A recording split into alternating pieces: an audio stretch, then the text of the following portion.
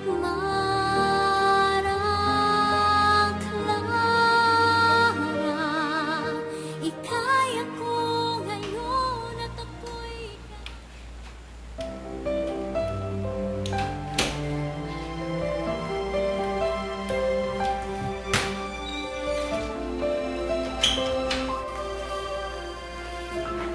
Mara, can you clean my room? Ang dumi kasi eh. Clara naman? Eh, di ba yun naman ang trabaho mo?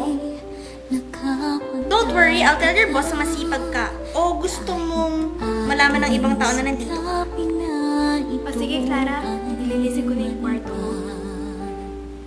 Sa bandang huli, babalik uli sa kung saan Ako na, Mara. Mara, ako na. Nakakita mo sa atin. Ano nga? Okay na. Mara, ako. Mari, may problema ba? Wala naman. Tinutulungan ko lang naman si Mara. Mabuhat ang mga guest. Pareho ko na. Mukhang hindi mo kaya dahil laging di natin malalaman.